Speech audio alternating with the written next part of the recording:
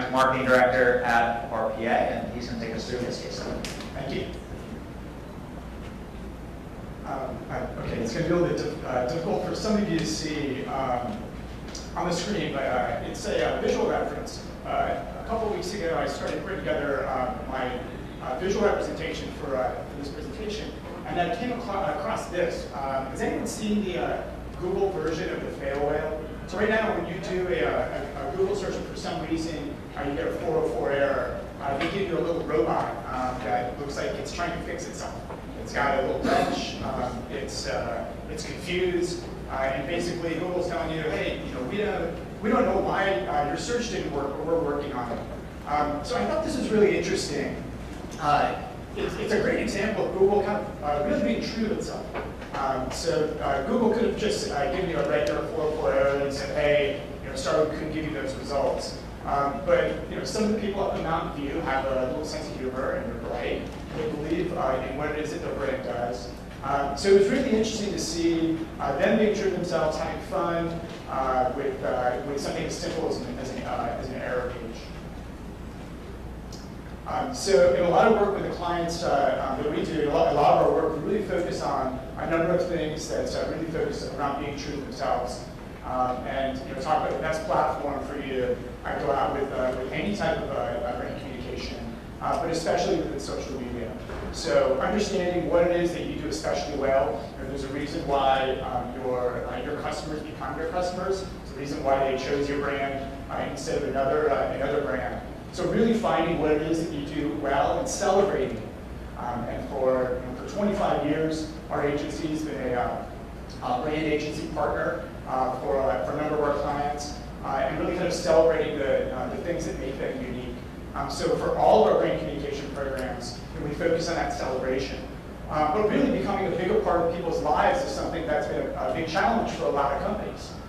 It's hard to break through in television, it's hard to break through in print. But to really leverage social media to become a greater part of people's lives, that's a really golden opportunity. So we're in an amazing time right now where we're able to get a whole lot more attention if we find ways of being truly relevant in people's lives. Of course, it's not as simple as just being relevant. There are dozens of companies that are here that are selling services in some way, shape, or form, selling an audience or selling a platform for reaching people. There are I'm not going to say countless, but there are hundreds of ways for advertisers to leverage social media. So a lot of the work that we do focuses on communications planning. So this is on screen you'll see an infographic that we created, which is meant to be a representation of a client's social media strategy that's focused around, in this case, reaching a social media audience and creating a client community. We also do work with the California Department of Public Health and their tobacco control program. And their infographic is entirely different. The infographic that we create for our clients at Farmers Insurance or Lazy Boy, entirely different. So we believe it's so important for advertisers, brand managers, and brand agencies to really understand what it is that they stand for, identify their objectives, and there's so many different tools to figure out a plan on how to apply those tools. Because jumping just into those tools doesn't necessarily get you your objectives. So I just have one final slide, and then I'll sit down to show you. So Honda has been a trusted client for 25 years. Our principals actually helped launch Honda in America several decades ago. A few years ago, we noticed that a lot of people were organically joining communities around Honda on Facebook before we had set up permanent Facebook brand pages. We went through a recruitment effort where we identified some of the most passionate fans and actually invited them to participate in a greater brand campaign, a multi-million-dollar brand campaign that is television, print advertising, out of home, a lot of digital advertising, and it was all based on the notion that everybody knows somebody who loves a Honda, and that's just through the research that we've been doing for decades, frankly. It's something that just keeps coming out. There are reasons why people love other brands, but Honda just seems to be one of those brands that everybody either loves a Honda or knows somebody who loves one. So we focus on really celebrating this fact really used television, digital, out-of-home, everything to actually drive people to a Facebook presence, where we were able to connect 5.7 million people in their Honda love, or their knowledge of somebody who has Honda love, and really turned out to be a great platform for us to do other brand communication. So today we have about 20 different communities, some that are model specific, some that are focused on events like Honda Civic Tour, that were fed initially by this initiative. And then just last week, we celebrated a milestone on our brand Facebook page, our millionth fan was acquired last week.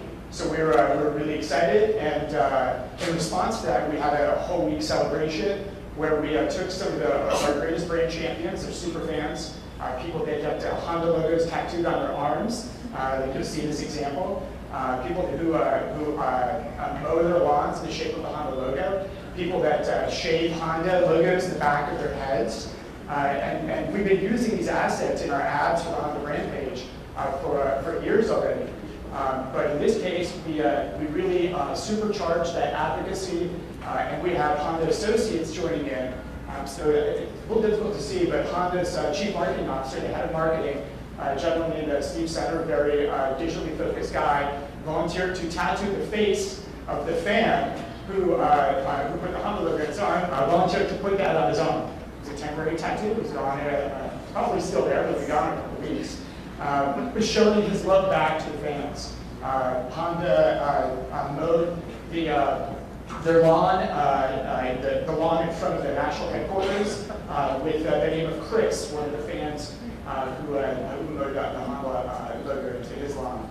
So really using those advocates, celebrating those advocates, and we'll continue to use those super advocates, those great influencers in all of our purchase media as well. Hi everyone. The power that's wielded with this microphone right now. The last speaker, but between an audience and their drinks, I will promise to keep things as snappy as possible. I guess I'll be speaking for the European advertisers today. Why don't we go to the next slide? I'm really going to keep this quick. For those of you who don't know who B-Sky VR, this is just a very quick crib sheet. Basically, we are one of the biggest media companies in the UK. We are best known for our sports and movies content overall. I think you'll see the bottom bullet point there. We've got a pretty outstanding market share. We've got over 40% in the UK. We've got some big competitors there, but we recently reached quite a big milestone, 10 million customers at the end of 2010, which might seem quite small looking at it from a US market perspective, but trust me, in a market of 60 million people, 24 million households, it's actually quite an achievement. So that's who we are. So I guess what I'll talk about over the course of the next couple of minutes really is just the evolution that we're going through as a big brand, as a big advertiser, and also talk about some of the recent campaigns that we've run in social media, one in particular, and talk about the performance of that particular campaign. So over the past 6 to 12 months, we've undergone quite a significant transition in the social media space. You can see some of the key bullet points up there. I think 6 months ago, we were looking at about 50 plus Facebook pages. So there was a lot of scattered communities out there, official and unofficial. We had 100 plus Twitter accounts, so quite significant for a market our size. We had a very significant or a very specific focus on Facebook and Twitter specifically. We didn't really play outside of that space. And primarily, and I'm sure there are a lot of other advertisers that were this way at the start as well, it was very much a broadcast medium. We weren't really having any conversations with the consumers. We were just telling them what was happening in Sky and expecting them to listen. So where have we gotten to? Essentially, we have one brand hub on Facebook, along with around 10 or so community channels that are supporting. We've got one Twitter support account and I guess 10 specific channel accounts looking across our entire programming mix. We are starting to look much deeper, particularly when it comes to content, looking at YouTube. Looking at LinkedIn, looking at wikis and forums, and a variety of other things. This is beyond advertising. Of course, we're doing loads of advertising across all of those channels. And then I guess we're starting to move away from that one-way dialogue, which really was where we were at the start. So we've just plugged in our customer service teams and our customer support teams. It was probably about 3 or 4 months ago at this point. And we've gotten really good feedback from our customers.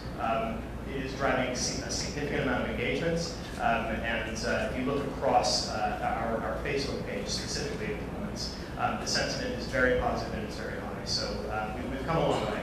I think overall, the current view for social media at Sky is that this is integral to our business. And I think any big brand like ours that doesn't accept that at this point, well, they've just got their head in the sands. They haven't been paying attention. We are definitely starting to shift our focus towards existing customers. So whereas before we might have had a very specific marketing campaign focus across most of our social media presence, we're now starting to look at existing customers specifically rather than perhaps prospects. We're starting to bring on board the customer service teams, and we're starting to really engage with our brand teams within the business. So it's really touching every aspect of Sky. Go to the next slide. So this is the campaign that I've brought forward just as a bit of a case study. I will assume that there's no one out here, or very few, that know who Eric Cantona is. Eric Cantona, I actually think that he's involved with the MLS at this point. But he was a footballing icon in the 1990s. He was a star for Manchester United Football Club. We had Eric Cantona as the focus of a massive sports campaign that ran in, I believe it was August and September last year. Eric would basically walk in and out of the crowds. This was across TV, across radio, all the sort of traditional media as well as online. He would walk at a variety of sporting events. He would sort of come in and out and engage with the audience, which is exactly the way that Sky wanted to portray itself as an advertiser and as a content provider. I guess what we wanted to do was align and integrate our social media focus with that above-the-line campaign. So what we did was work with our agencies, of course, and we came up with a Where's Eric campaign, which was meant to align to the ATL. It was meant to really integrate across all of the different marketing channels. The idea was basically that we would put up a page on our Facebook presence. It was a separate tab. When people would come to the site, they would like the site in order to get access. So typical sort of Facebook mechanics that I'm sure you guys are all used to. They would have a look at the app. The app itself would load on Facebook, and essentially every day or every couple of days there would be a new picture with Eric Cantona's face embedded somewhere in the crowd, very similar to Where's Waldo. So a very easy mechanic to understand. There was lots of broadcast stuff as soon as someone would access it, and as soon as they would find Eric, it would be posted to their profile. So there was a lot of earned media going on as part of the campaign. So I think that's it in terms of mechanics. Next slide, please. So it's important to mention, I wouldn't pay much attention to the copy on the left-hand side and all the bullet points. I think specifically this campaign was about engagement, and it was about driving fans to the Facebook presence specifically. We've run a variety of campaigns since then and before then that have a number of different objectives. This was very specific to engagement. And it's important to mention that this wasn't just organic. We did support it with a lot of paid media, both online and offline. If you looked at some of the offline creatives, some of the CTAs would be specifically to either go to the Facebook page or to go to a event URL that we had set up for the campaign specifically. So if you have a look at the graphs, very quickly, in a 4-week period, you can see where we were augmenting the campaign with paid media. This was specifically through Facebook ASUs, but we do run through a variety of other online channels to seed the content, seed the idea, and drive people to these types of pages. But the uplift that we saw was pretty significant, certainly. We saw a 23% increase in follower numbers over a 4-week period, most of which was driven by the paid media. And we've seen similar results since we ran this campaign back in August. So I think that's probably about it. I'll wrap it up.